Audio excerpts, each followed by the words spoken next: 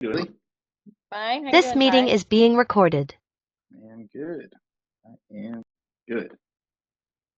So we have a bunch of people coming in. Just accept. Cool. Awesome. Well, it looks like Haley, you're here with the camera on. We got Dana, not sure where they are. Looks like they're in a car. Well, for those of you that are brand new to the call, usually these calls, they are just open Q&A, go over whatever it is people need to work on. Sometimes that's call reviews. Sometimes that is just Q&A, asking questions about landing roles, sourcing offers, passing interviews, creating 1-minute videos, all that good stuff. But yeah, we like to open the floor, support in any way that I can. So whoever has questions or anything you want to go over, feel free to jump in, feel free to shoot, put your hand up, whatever it is you want to do. What do we got first?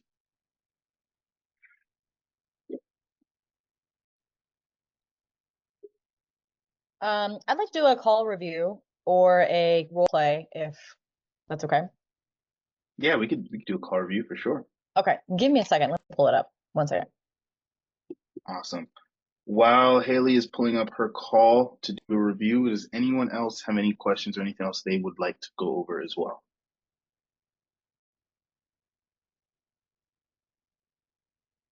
I think, yeah, on email, we were briefly talking about like part-time. Could Mm-hmm. you go a little bit on details about that? Because you said that, creating a whole page would be too long.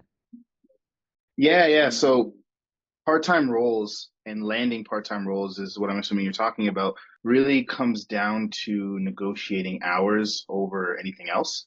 When it comes to landing a role, there's not such hard limits on part versus full-time unless we're talking about some of the more corporate tech sales salary positions. But if we're strictly talking high ticket remote sales, working with like coaching, consulting, advertising agencies, it mostly comes down to two things. One, do they think you're a good rep that could bring a solid ROI? If the answer is yes, they're usually willing to negotiate, hours within reason as long as you can make it to the team meeting. A lot of businesses have a pretty hard rule on the team meeting. If you can make it there, they're not too picky on whether you have 3 slots or 5 slots or 6 or 7 slots. That's the majority. The second thing is most of the roles that are even advertised as part-time, it's not because they want someone part-time, it's just because the lead flow only allows for a part-time style position. Oh, yeah. So yeah, do you have any other questions like when it comes to part-time? Yeah, it's more like related. In the end of the day, if you want to make, let's say not 20 grand a month, something like that, right? Let's start from, I don't know, 2, 3, 4, 5K, whatever the number is Mm-hmm. of reasonable, right? If you're starting with a role that is doing part-time and the lead flow is small, the problem with that could be is that they don't have a specific process to close the leads like specifically, because I'm using an APQ to close people. And so they could not have a specific, specific idea from system from A to Z and proven idea this specifically works. And that could be a problem with people that are going to like, hey, we cannot give you a full time, we can give you only part time. Are you asking like how to That's look at that's more like OTE a for those concern. kinds of roles, or That's more like a concern. a concern of like picking up a role, maybe they're advertising as part-time, but you don't know Yes. what the possibilities would be full-time? Yes. Because so far, June Choi, if you know one from sales Mm-hmm. agent, okay. So he like not suggested, he strongly advises like there's 3 criterias, like they should be at least 1 a year in sales and stuff like that, and they Mm-hmm. should be making at least 100 grand in cash collected. And there was Mm-hmm. third, but I don't really remember that. Mm-hmm. Yeah. Yeah, I mean, those are pretty good criteria if you're looking for a solid role. Now, obviously, you can work with companies that are doing less than that. I would say that's more for someone who's trying to just get their foot in the door, maybe build their track record, because the roles even I post are a balance of bigger companies that are doing millions a month to a couple Oh, hundred yeah. thousand a month to people that are businesses that are kind of just getting started. Specifically because if I only posted the ones that were doing millions a month, it would be really hard for a lot of beginners to land roles. Oh, yeah. But I mean, if you're concerned about working with a company like that, then you don't have to work with a company like that. But at the end of Sure. the day, I think it just comes down to doing the math. and breaking Oh yeah. down the numbers to see if Oh it yeah. makes sense. Oh yeah. Well, then that's probably it. Thanks you for answering that. Yeah, and if you know the math, yes, things don't fall in line perfectly Yeah. because it's not a world of ones and zeros, but you'll get pretty close. So if I'm looking for an offer or if I'm speaking to a business owner, I want to know, obviously the call volume, the show rate, the close rate, the a question not many people ask, which is the average cash collected, because you remember most people you're paid Oh on yeah. Oh yeah. Oh cash yeah. collected. And then you can do the math with all of those things. And if you want to say, okay, this is a part time role right now, what would it look like full time? Then you just have a conversation with that business owner on what it looks like to increase the lead volume, whether it's if they're doing ads right now, could they double the ad spend and double the call Sure. volume? If Sure. they're doing email outreach, could they double the emails going out? Like, you know what I mean? Then it just comes down to what it would look like to increase the traffic. And when people also mentioning like part-time, I'm trying to understand like when people mentioning part-time, does that mean available slots or actually calls taken? Well, part-time versus full-time is usually always available slots, right? So it's like, okay, you would want to have at least for full-time, most businesses, if they specify full-time, it means they probably for a closer want to see 6 to 7 open slots per day. If they're advertising part-time because maybe they don't have the call volume for that, it's Sure. probably about 2 to 3, maybe 4 open slots per day. And then with show rates, every company's different. Oh Some yeah. companies have like 70, 80%. Some might have 40, 50% show rates. So Oh yeah. for most full-time roles, you're taking anywhere from 4 to 6 calls per day. Which is which is also not which is considered as a full-time, but if you take like just numbers specifically, like hours working, it's not 8 hours unless you have a huge team meetings daily for like an hour or something when you do, I don't know, coaching or stuff, right? Yeah, but the closer, the role is not strictly get on calls, get off, and that there's nothing. There's admin work, Oh there's yeah. follow up, there's Oh yeah. pipeline management. There's at least if you should be doing at least 2 hours of outside of call work, right? So I've seen offers where they book people in on 8, 9, 10, 11 calls per day, but obviously that's a lot of calls to be taken because there is admin work to do if you're doing the role properly and maximizing your pipeline. An hour to 2 hours a day of outside of call time should be used for something like that for pipeline management. Okay. So you take 6 calls, you do one team meeting, whether a team meeting 30 minutes to an hour. We're already at 7 hours, 1 hour of pipeline management. That's 8 hours. It's a full Okay. time role, right? Yeah, that makes sense. Makes sense. Cool. Then thank you very much. That's it. No problem. Hopefully I answer all your questions. Haley, I know you want to review a call. You got the link? Oh, I think you dropped in the chat. Yeah. Sweet. Is there any specific part of this call that you wanted to take a look at? Not necessarily. So this was my last call. The guy was not qualified. He only had like $1,000 to his name, I believe. Mhm. Uh, I think it went well. It was one of my better calls that I've had. He had no idea what real estate was. I'm on a real estate offer for um everybody. He had no idea what real estate was, so um, it was kind of short the pain because it was just kind of diving into like, okay, so then because he was basically like, I don't know. I was like, okay, well then when you say you don't know, what do you mean? Oh, I don't know. So then I just went into goals from there. Okay. Um, Now, when it comes to the reason why you want to review, are you asking like, how should I have handled this? Is there any specific question that comes with it, or you just generally just want me to take a look? Yeah, just take a look, see if there's any way I can get better. Cool. Let's take a look. I feel like I Like really camera. developed trust with him pretty well. So anyway.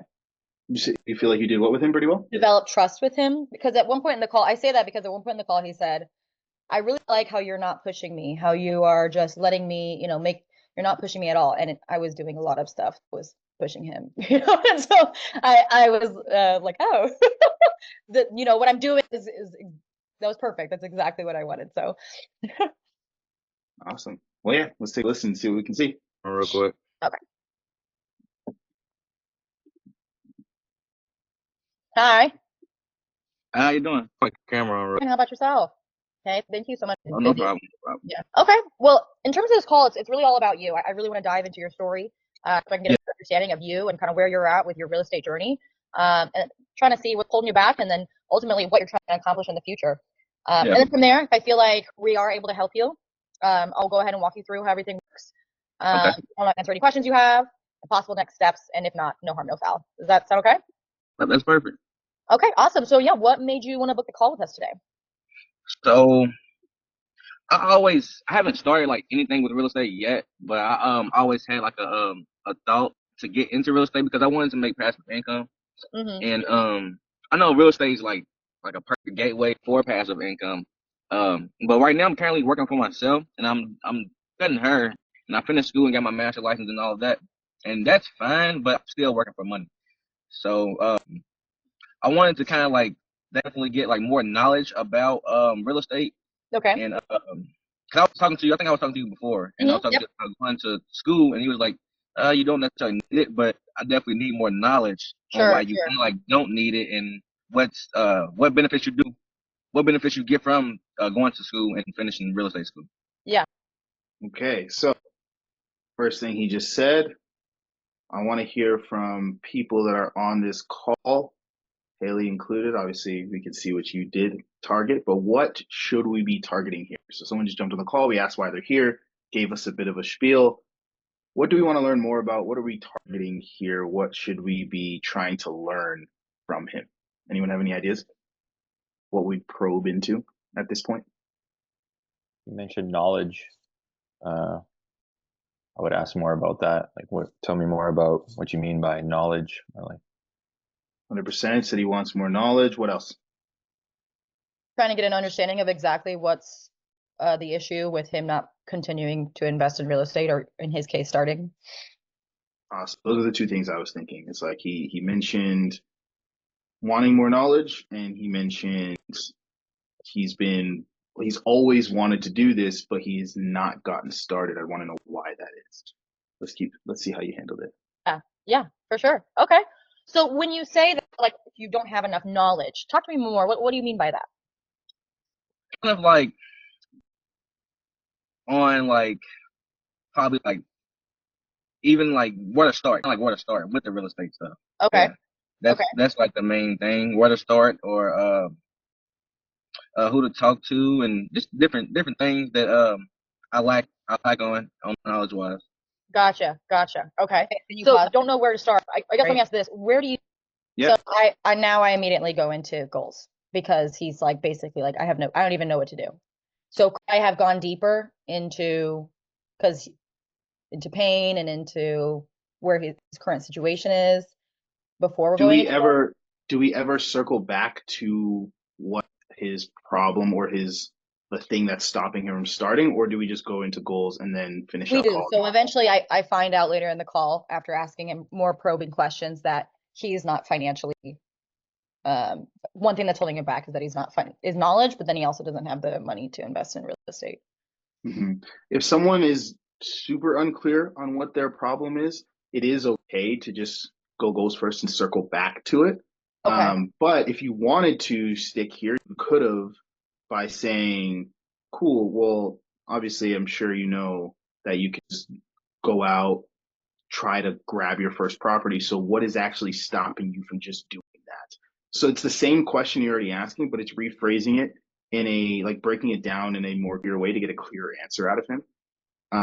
And he'd probably say, he'd probably say something that he doesn't know, but a lot more specific. Like maybe I don't know Yeah. which properties to get. I don't know So I don't know a how market. to afford it. I don't know what market. Like he would give us a more specific don't know answer rather than just being like, I don't know where to start.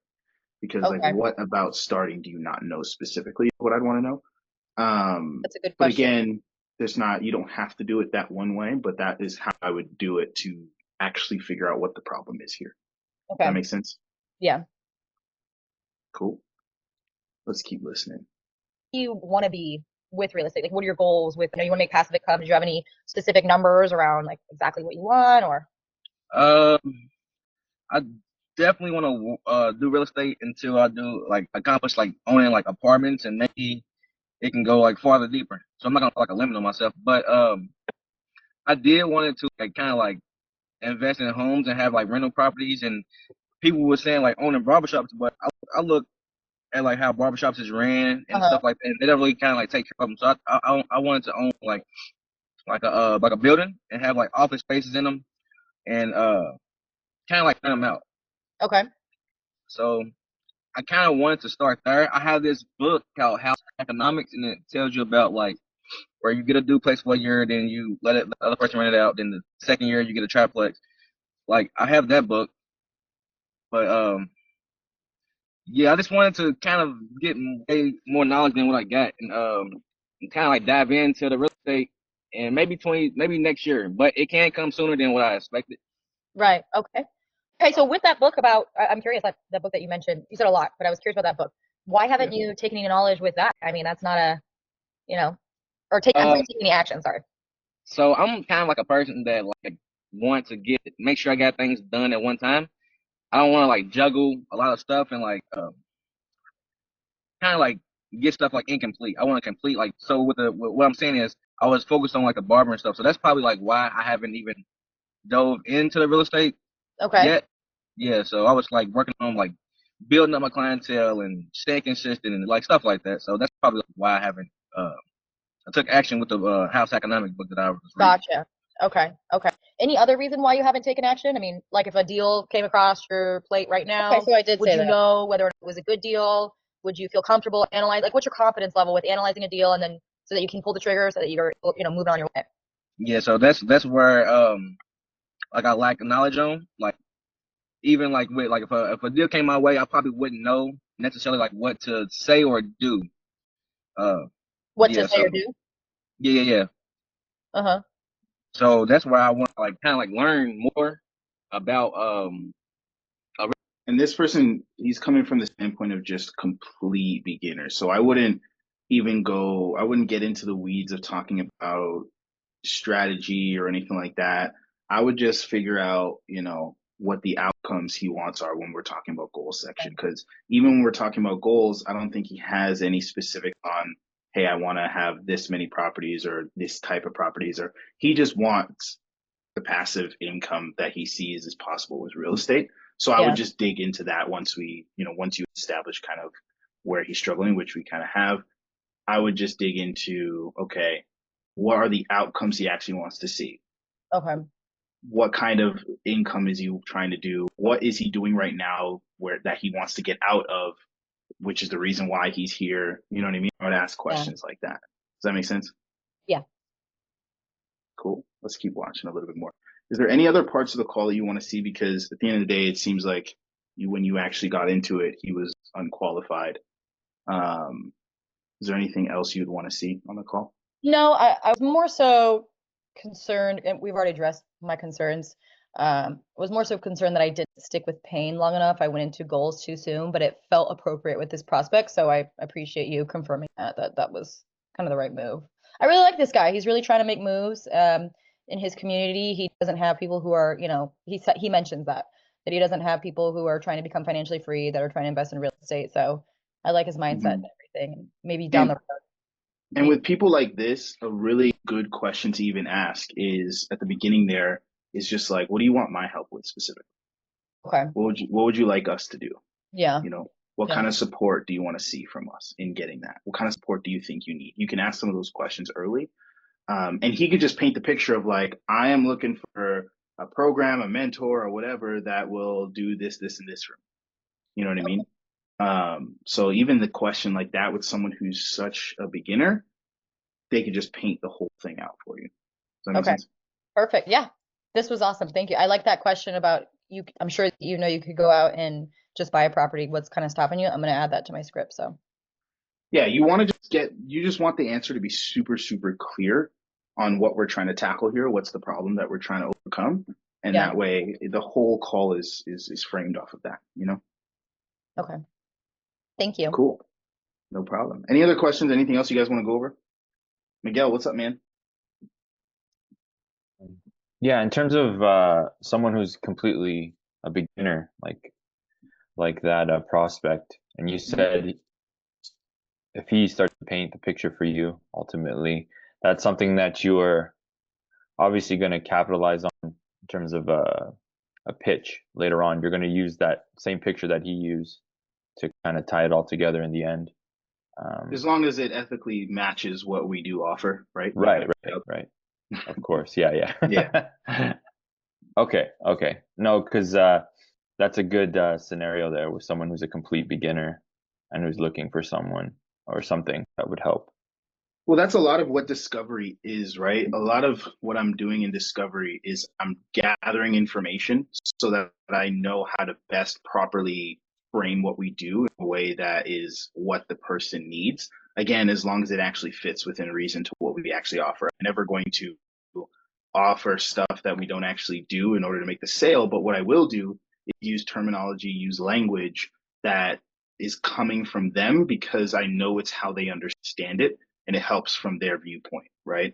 Like I wouldn't say, hey, we'll be a consultant if the person said I'm looking for a mentor. Even small little verbal changes like that mean huge, like it makes huge differences in the pitch, right? Like if someone says, if I say, hey, what kind of support are you looking for on the call and in a question throughout discovery, and they say, well, I'm just looking for, maybe a mentor that's going to be there with me every step of the way, that could be summed up as, okay, you're going to get weekly one-on-one coaching, right? But in the pitch now, instead of saying, hey, you're going to get weekly one-on-one coaching, I'm going to say, hey, you're going to have a coach that's going to be there with you every step of the way, or a mentor that's going to be there with you every step of the way.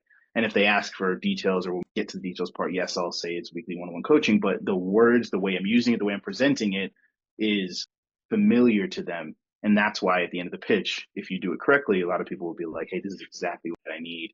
You've hit the nail on the head, 100%. Let's do this. You know what I mean? Makes sense. Cool. Haley, what's up? Sorry, I have a really quick question. I know I just went. Um, as you know, I've done a lot of different sales trainings and I'm very proud of my tenacity, but I think it's led to confusion. So Mhm. I really like your style of selling and Ward's style of selling. So is there a book that you would recommend, you specifically would recommend that kind of aligns more with this style of selling that's a bit more genuine? Right now I'm reading a question-based selling and it feels very aligned, but I was just curious if you had one. If not, no worries. Don't think I have like a specific book that comes to mind right now. Um, I think most people go through too much sales training and they get muddled up and make it more complicated than it needs to be. It's everyone is like all of the sales trainers they're mostly talking about the same things. They're very slight variations. But Right. the problem that a lot of people run into is they try to pull too many things from too many different people without knowing how they fit together, 100%. right? So unless you understand like, okay, this is how NEPQ Jeremy Miner's thing fits with this Cole Right. Gordon action handle with, like, you know what I mean? Unless you have the ability to actually, see how things blend together, it's gonna be really hard to like just pull. So I don't have a book, but I do have videos where I talk about end to end my specific process from the Okay. beginning of the call to the end, and I'm happy to send you those. Those are they on YouTube or? They're in the school Ah, course. I do have one live call where I just said, okay, this is how I do the closer call from beginning to end. So I'm happy to send you that. okay. Thank you so much. No problem. What other questions we have? Hey Ty, I was wondering, so if I'm being honest, I kind of feel like I've lost track of action steps and getting into my first role, Hmm. and I kind of feel a bit stuck. I mean, at the moment, of course, I remember the last sort of tip you gave me was about kind of showing my skill set, bringing it to the Wednesday call. I haven't been able to attend those yet, and just bringing the skill set and seeing, kind of analyzing it, and doing mock calls, and I kind of feel like that. Um, in terms of the time frame or getting into the first role, I'm not sure like if I have the actual skill to actually really do it. And it's kind of like that fear holding me back, to be honest with you, with getting onto either a closer role or an SDR role. I mean, I'm open to anything. I know I kind of said I would like to get into counseling role, but yeah, I'm just sort of Well, let me ask you feeling a this: bit why do stuck. you think you don't have the skill to just go land a role right now?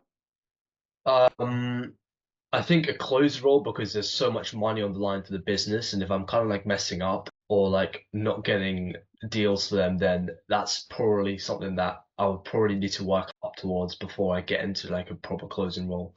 I mean, if there was a position where it was kind of more lenient in terms of, okay, we can sort of bring you on and sort of see how things roll, then fine, I guess, like an SDR role perhaps, or cold calling role, which I'd love to do probably. But Have yeah, you if been I'm being, messing up on calls? um, I'm not too sure, really. I don't really think so. I mean, So what getting the makes you ropes think of you it. would? Mm, that's true, to be fair. Um, I mean, maybe. if you go in assuming you'll fail, then you'll fail. You know, Yeah, it's true. It's true. Yeah. it's like you could you know how to talk to people, you know how to have conversations. You could get on a Mm, call and figure out what someone's struggle is, what their goals are, and then offer them the best next steps, whether that's to work with you or not. That's what it boils down to, you know, and I mm, don't think you would mess that up. Mess it up just means you didn't do it to someone else's standard, you know? yeah. Yeah.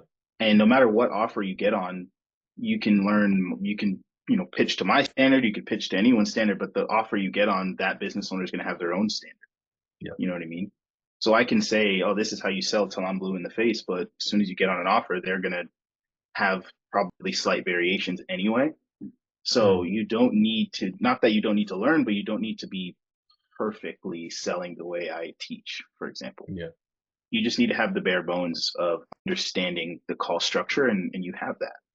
Mm, yeah. Yeah. Yeah. Yeah. So don't overthink it, man. I think like start applying for roles. Again, Yeah. build your portfolio, like, and that's a lifelong thing, meaning like not actually lifelong, but meaning as you do role plays and you get better clips of either handling an objection or doing a great pitch, you just swap it out with the newer stuff. So that's not like I got to build this whole thing before I start. It's like Yeah. just start, and as you're going, you can swap it out to make it look better and better. Same thing Yeah. with the one Yeah. minute video. If you have a good 1 minute video, use it. But I have every couple of weeks swap it out with a better one and start applying Yeah. to roles. Mm. Okay. Okay. Yeah. Yeah. I do appreciate that, Ty. With the If you wait bare to be bones perfect, of, you'll never yeah. go. You'll Yeah, it's never get true. It's started. true. Yeah, yeah, yeah. Do appreciate it. With like outreach sort of things, I know the on the RepSelect it's kind of like you contact the owner, sort of stuff like that to increase the chances of getting an interview. Um I guess like how specifically should I um kind of structure sort of a way of outreaching and kind of making the chances as high as possible, I guess. That comes down to how badly you want that specific role, Yeah, yeah, right? Like if I'm like, okay, I would love to work with this company. I would love to be on this offer. I love the niche. I love the company as a whole. I love what they do. I'm going to go above and beyond and do a lot of different tailoring and extra work to land on that role, to land that role.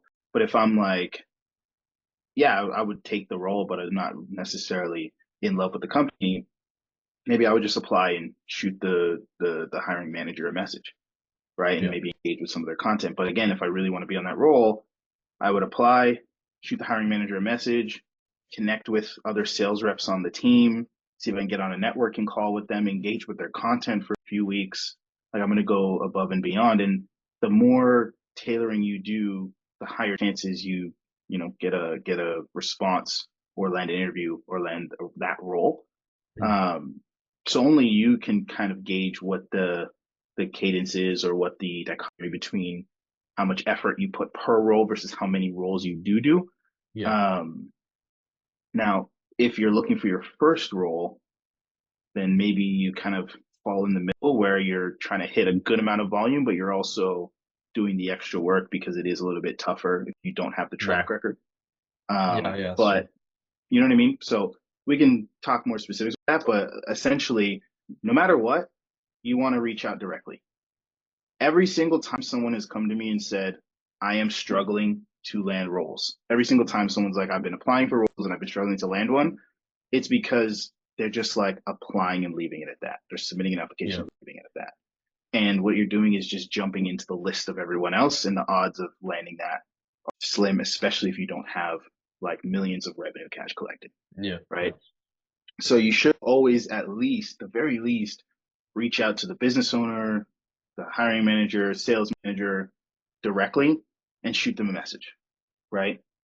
Now, if you want mm, to take it one step further, that's adding them to your engagement list. So everyone here, and it's part of why I put the manual job tracker on RepSelect, everyone here should have an engagement list of businesses that they want to just keep touch with. Now, are you going to put every business on this? No. The only businesses I think you should put on it are companies that you're like, hey, I would work with this company even if it took me 3 to 6 months to a year to land that role. I would like to work with this company. And that's going to be like, if you want to be a closer, let's say you're getting into remote sales because you want to make 10K a month, 20K a month, 30K a month, whatever. It's the companies that you can see that the trajectory is there. Mm. No matter, like, you know what I mean? Let's say you work some of their offers and it takes you 6 months of, engaging regularly to land that role. Like, is that the worst thing in the world? No, because, you're crushing. Now you're making 20K a month.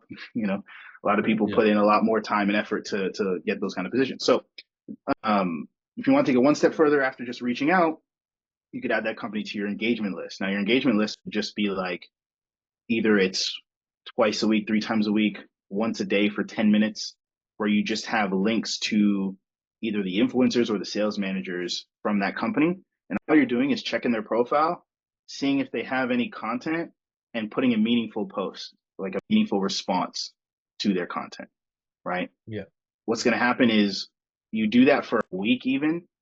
When you reach out to that person via DMs when they're ready to hire next, they're just like, they almost obligated to respond to you because you've engaged. When people engage with my content, wherever it is, if I see they're engaging 3, 4, 5, 6 times, then they DM me, I feel like a jerk if I don't respond.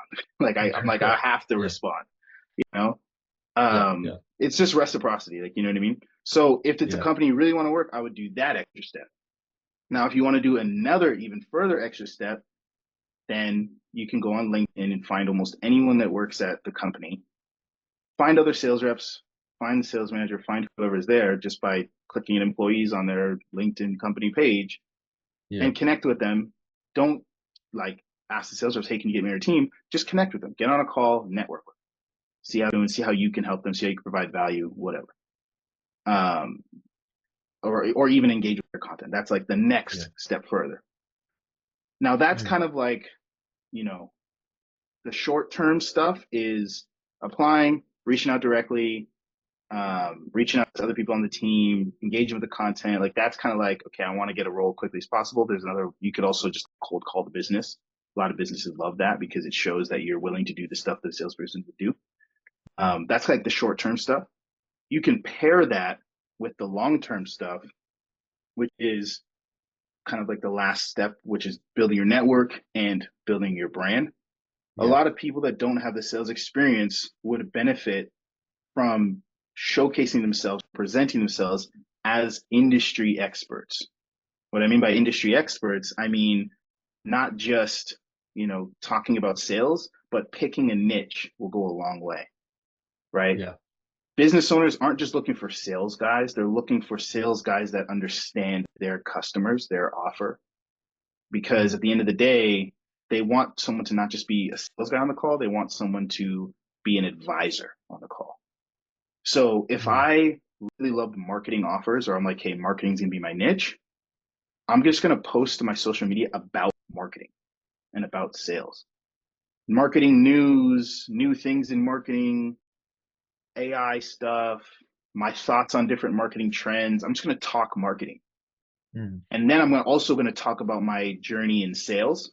Then when I apply for roles, when they check my profile, when they look at my social media, they don't just see me as a random guy applying for the sales role. I'm like, okay, this guy is a sales person that's trained in sales, but knows marketing. I should hire this guy because they know marketing, right? Part of why, Haley was talking about the real estate offer, part of why Haley landed the closer role for a real estate offer is because she has multiple real estate properties herself. So it was like, why would, like, of course, like if you're talking to people that want to get properties, a question they ask a lot is, well, how much property do you have? Right? Yeah. And if you're like, oh, no, I'm just a salesperson, I'm just here to close you. They're like, oh, it's just different than like, yeah, you're just talking to another real estate person. Same thing. If you're like going for a fitness offer, you can just like get in shape, post fitness content. You know what I mean? But it doesn't have to be like how to fitness content, but just like, talk about your journey or whatever. Like, there's so many different things you could do. And it's going to be easier for you to land a role, even if you don't have the sales experience, because they're like, okay, well, this guy knows fitness and he knows the sales structure. So it's easier to land. You know what I mean? Yeah. Yeah. So I go with so there's lots of stuff you can do, and that like if you do that for the next 3 to 6 months, you're gonna start to see some inbound offers come your way, where yeah. people are just reaching out to you to offer you positions or to say, hey, I'm looking for a salesperson. This, especially if you're talking about sales and plus niche, Yeah. right? Yeah. I So see. All right. if I was looking for a role, I would do a combination of those. I would allocate some time for just, one post a day, just whether it's this is what I learned in sales day, this is, something about the industry niche or whatever, or hey, just had a great call with Julia. We went over da da da da. If you're on an offer, even better because you could just post about your results. If I was an appointment setter and I was on an offer, I would still build my brand in the background by being like, did 100 dials today, set 4 appointments, it was great, da da da da. Or hey, I was a close, just closed the pay in full, just got a PIF today. You see people doing it all the time. Why do they do that? Because it's starting to establish themselves in the market as a good salesperson. It's the proof. Business owners Mm. just want the proof that you can sell. And if you can prove that you can sell, they'll hire you. That's what it comes down to, because hiring a closer, especially, and even hiring an appointment setter, these are risks for the business. Yeah. Because especially the good roles, cold calling, not as much as a risk. That's why it's so easy to land those roles. But an inbound closer role where they're booking calls in your calendar, or an appointment setter role where they're generating leads, most leads are $25 per lead. If I give you 30, 40 a day, I'm risking that amount of money, hoping that you can set X amount of appointments that result in X amount of closes. Closing calls, I've seen $1 million a month businesses, those calls cost anywhere from $250 to $800 per call. So they're like, if they got, every time you bring on a new salesperson, give them 10 to 20 calls to see how they do. How many times can you do that before you run out of money if none of them close any of them? Like, you know what I mean? Yeah. So they're always going to go for the person with the most evidence, right? And each business owner has their own ideas on what evidence looks like. Some of them are super strict on like, I need to see that you closed $1 million plus cash collected. Some businesses are like, I need to see that you know my niche, you know marketing, you know fitness, you know whatever. Some businesses are like, I really want to see your role plays, and they need to sound good. Some of them, I want to say, I want to see that you're known in the space, like people know who you are. You're not just random person who says they can close. I want to see you're interacting with other people and other people are vouching for you. And some Yeah. business owners will say, I want to get on a call with you. I want to see your 1 minute video, and I want to make sure you have good communication skills. I want to make sure you have a good setup, good lighting, everything like that. Yeah. So Yeah. multiple business owners having different criteria, what you're working on is just having them all to maximize your chances of having that evidence. And if you don't have the actual track record of, hey, I've closed this many deals, cash this collected here, then you're going to then you have to do even more work on the other side until you get that stuff, right? Yeah. For myself personally, I could land a role without role plays and stuff because I have track record, I have lots of other stuff, right? Yeah. But if you don't have that, then it's like, okay, well, let me show I can sell by having, niche specific pitch examples, niche specific objection handling examples, all like whatever you can have. Have a brand that shows that I know that a niche specific brand, you know what I mean? Yeah. Yeah. Yeah. I got what you mean. Yeah. Cool. Hope that helps. Awesome. But yeah, Yeah. man, Appreciate it. don't overthink it, bro. Just Yeah. start moving. Just start doing stuff, Yeah. Yeah. Yeah. right? Appreciate it, And Ty. then you Yeah. adjust. You adjust with the data. Like if you're like, hey, it took me 50 applications to land one interview. I'm like, okay, well, let's improve your applications. Let's improve the skill. But then let's just double that up. You know what I mean? And, Yeah. Yeah. because the skill comes from the volume, but we Yeah. I see can't, what you mean. we have no data if we're just staying stuck because of what we That's assume it. will happen, Yeah. Yeah. you It's know? true. It's true. Gotcha. Appreciate it, Ty. Thank you. Cool. Any other questions? I had a question about Keanu's talking about counseling roles. Can you elaborate a bit on that and like that kind of niche? Um, yeah, I guess it's mental health. I guess you call it the mental health office. Perhaps racial relationships probably involved with that, so probably relationship office. I guess that's kind of how it's talked about. But yeah, that's probably it.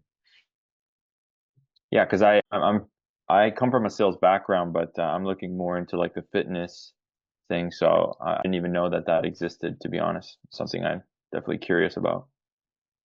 There's sales roles for everything.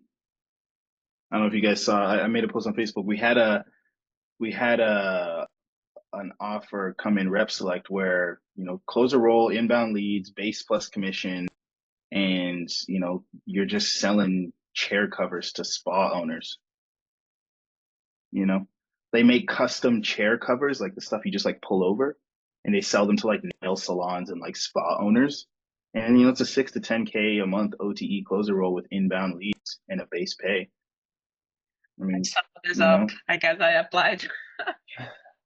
yeah. I mean, there's so much different types of offers. It's not all just like you know biz op coaching and stuff like that. There's a lot. Like almost every company sells, and remote just opens up a ton of opportunity. So if we're just talking remote sales, there's so much different offers. I've worked with nonprofits. I've worked like, you know what I mean? There's so many different types of offers out there for sure. I remember one guy, he was crushing it. He was the business owner just selling it himself, and I was giving him some consulting on the sales calls, and he was doing like 30 to 50K a month selling he was like doing like dog training, you know, just helping people manage their rowdy dogs, you know. So there's lots of stuff out there. And in terms of building a brand, let's say around that, you said with someone who like I'm getting into remote sales now, and you want to focus on a specific niche or whatever. What if you have multiple interests? Would you focus on just one primarily at first and then maybe move on? Like let's say for me, I'm interested in the fitness and I'm also interested in, mental health, for example. But you see how they're like I don't know if adjacent is Yeah, the I right guess word, they're but they're correlated. similar. You know what I mean? Right. Like you could talk about personal development, mental health, fitness. It's not going to be. It's like it would be weird if you were trying to talk real estate and something wildly different. Yeah. But if you're talking like if we're talking about fitness, mental health, like you could post about all of it. You know what I mean? Talk about all of it. Cool. What else we got?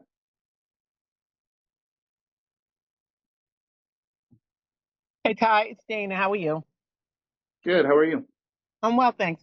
Quick question. My sales Hmm. background, I consider it limited because um, by my initial profession, I was a physical therapist, and then I started doing Medicare sales in the last 2 years. Would Hmm. you more or less recommend that I would go for the appointment setting as opposed to a closer role, or do you see people going directly into a closer role? I mean, it just depends on what you want.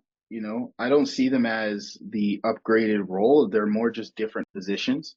Hmm. So it's kind of like what type of work do you think you'd enjoy more, and yeah, lifestyle wise, what do you think you'd enjoy more?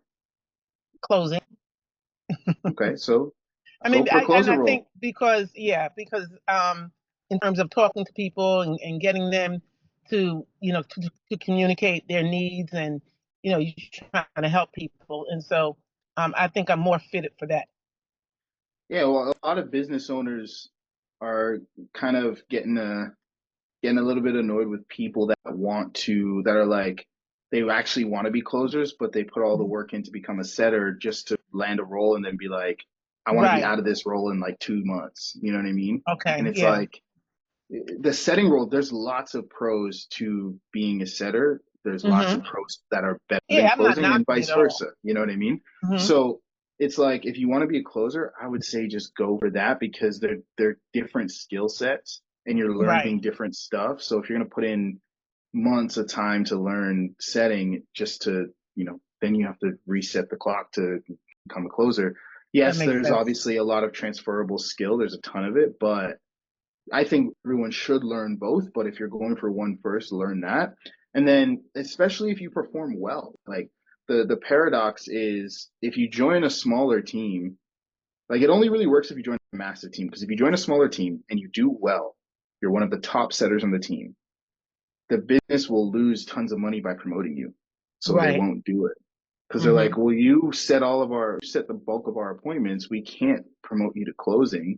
We can't move you to the closing position because who's going to set the appointments?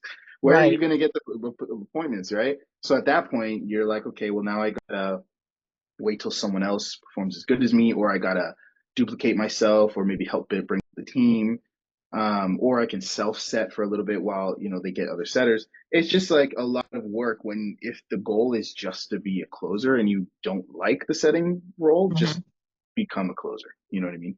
Yeah, no, that makes sense. I appreciate that. And again, I also want to say I appreciate your teaching style. No problem. Thank you. Awesome. What else we got? We got about 13 minutes. Julia, I know you wanted to look over some offers. I just saw your message.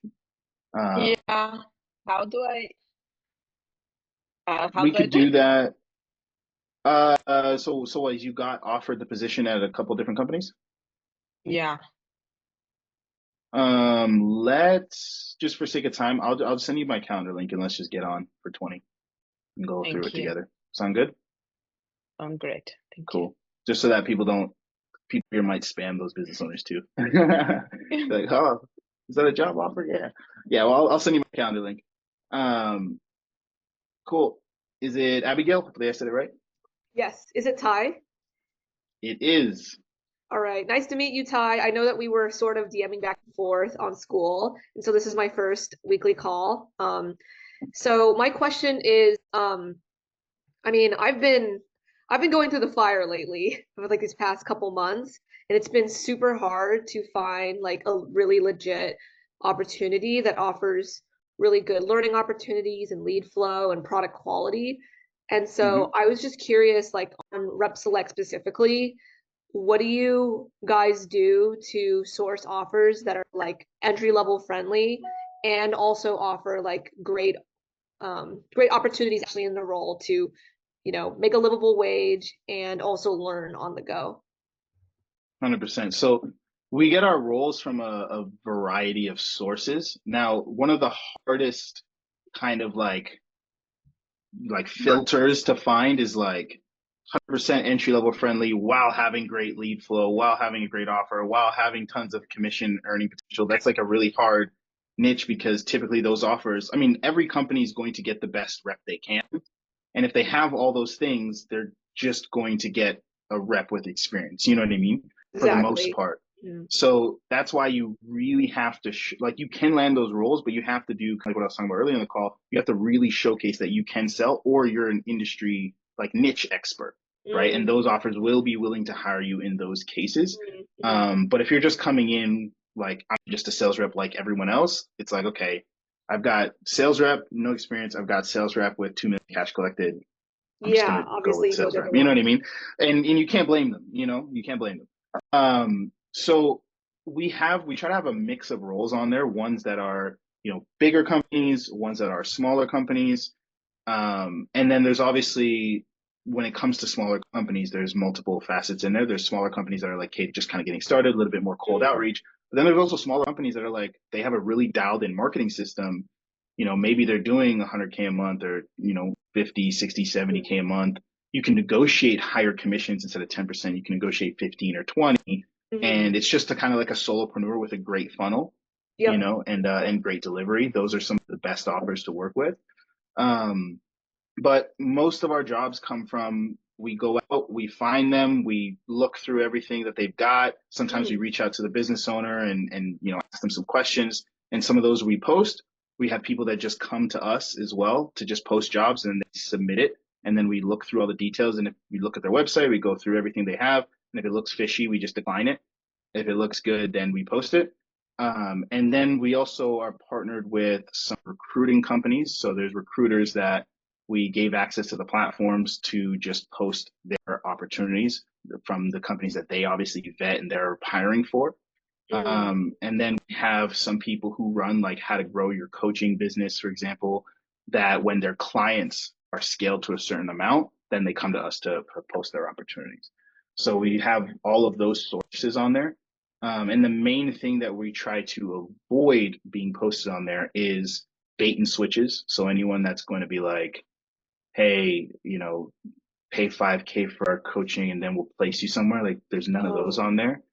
And then ones that are just unreasonable numbers, like they're trying to say it's a 15K OTE, but their business did 10K last month and they have like they're doing cold outreach and stuff. But we will accept people that are like smaller companies, decent lead flow, but not like crazy amounts, just because if we only accepted the best offers, people would struggle to land roles that are beginners. That was super helpful. Yeah, I mean, right now I'm on my fourth offer right now, and all of them have gone horribly. Yeah. Just like in terms of the lead flow quality. Yeah. Was that due to like it dropping off after a certain amount of time, or what was going on there? So the current one that I'm on is on a fashion business offer. And I only did start like a couple weeks ago. And it was through like a placement program where they would train you and then I paid for the training and then they would place you. And it's with someone very reputable in the space. So I really trusted her. And then I actually got in the offer and I only got one inbound demo in the last 2 weeks. And the offer isn't even that high. Like it's kind of wild, honestly. And that's why you want to avoid, like if you're going to work with recruiters specifically that like do the direct placing, it's one thing if they just give you a list of opportunities, but if they're like going to directly place you in a role, you want to avoid the recruiters that charge on both ends, because it's almost impossible to satisfy both guaranteed. Like if someone's like, I will guarantee you a job for X amount of dollars, you can almost guarantee that that job sucks, because there's no good company in the world that will hire someone simply because they paid. Like I don't care how much money you gave to a Google exec, they're probably not going to hire you just solely based off the fact that you paid. You know what I mean? Unless we're talking in the millions. But either, you know what I mean? Like most companies aren't going to hire you because you bought someone's training. So you're either going to get placed on an offer where someone's going to lose out. It's either the company is going to think that you might be way more qualified than you are, and the recruiter's kind of like gassing you up, or the company is not anywhere near as good. You know what I mean? So I would try to avoid those and mainly go if lead flow is your main thing, like if I'm like, I want a company with good lead flow, no matter what, I would look through the Facebook ad library. And the reason why is because if those of you don't know what that is, it's literally just a library. Anyone can access this. You just go on Google, type in Facebook ad library, and you can see all of the ads that are being ran on all of Facebook. You can see my ads, you can see everyone's ads. And if I was worried about working with a company with lead flow, I'm going to go through the Facebook ad library and I'm going to search up whatever niche. So you can filter by country, maybe filter like USA, whatever, you can do whatever country you want. And then I would put in like, I would filter by keyword, and I would say like Airbnb or, fitness or marketing or whatever. And then it's going to show you everyone who, you can even search up direct names of companies if you want, but it's going to show you all the ads that are under that keyword. And then you'll see whose ads are live, but more so than just the ads that are live, you're going to look at how old the ads are. So you can see like this person has had an ad active, or this ad active for X amount of time. So if I'm looking up a company or I'm looking at a company, I don't just want to see that they have ads live. I want to see that they have old ads live, because no company is going to run ads for a long period of time that's not making any money. Right? So I'm going to say, and the longer the ad is live for, the better, right? Like Frank Kern, genius marketer, who knows, maybe it's still live, but he had an ad live, the same ad running consistently for over 2 years, right? So I'm like, okay, well, that's a great ad. He gets great lead flow from that ad, right? Or else he would have turned it off, right? So that's a big criteria that I'll look at if I'm like, hey, I just want companies with great lead flow. I'm going to see if they have a lot of ads, if the ads are old, and then obviously just to make sure that they hire the type of rep I am, I'm going to click, you can see where the ad goes. And if it goes to like a call funnel, like if it goes to an opt-in page where they collect phone numbers, or if it goes to like a video where someone like books a call, then the chances are they hire closers and setters. And you can literally just source offers doing that. Like you can find a lot of good offers just doing that as well. And the more of those ads you click, the more ads you're going to get on Facebook and Instagram. And then you can kind of just like, when you see ads, save them and go look them up. And kind of, again, build that engagement list that we were talking about earlier using that method as well. Yeah, that's just super duper helpful. I think I'll retry that. But overall, definitely in the next couple weeks, I want to land like a better one. Yeah. For sure. For sure. Yeah. I mean, keep sourcing, keep networking, and you know, there's a lot of good roles out there. Yeah. Why did you start RepSelect? Well, because a lot of people just didn't. So I've coached like hundreds of people to land roles, and a lot of people were falling for fake opportunities, like just straight up like bait and switches, fake opportunities. And like, because when I was coaching people like 2.5, 3 years ago, you could just go in Facebook groups and there was great offers there, and that was it. Like you could just pull up in a Facebook group. All of the posts were legit, and there wasn't that many because it just wasn't a big thing. But then when a lot of like it became this like attractive way to get leads to sell placements and stuff. So now Facebook groups are just like flooded with fake opportunities. And, you know, even just like running the community closer college, just a lot of people have done a lot of different sales training. And I think it was like, I just started asking people, and every time they joined my community or talk to them, I'd say, what are you looking for? And I think it was like 8 out of 10 people were like, I just want to know where the offers are. I just want offers. I just want offers. I just want offers. I've done this training. I've done that training, done here, done there. I'm following 17 coaches, you know, I just want good offers, right? So I just saw it as a need for the market. And that's why I developed it. Wow, there definitely is a need. So it's great that you're doing it. Really appreciate the work you're doing. Thank you. Appreciate that. Appreciate that you appreciate it. Any final questions before we hop off here? Last 2 minutes. Everyone good to go? Awesome. Well, hopefully everyone learned something from it. If you did get some value, post in the community. Let's get some more people out here. Let's get some more questions asked. I'll be posting the recordings, so the more questions that get asked, the more answers that get thrown out, and the more people that can't make it can get answers to what they need help with. My headphones just died, but we'll get those down. Other than that, though, I'll see you guys next week. Have a good one. Thanks, Ty. Thanks, Bye, Ty. Ty. Thank you, Great Ty. meeting Bye. you. Bye. Have a God good one. bless.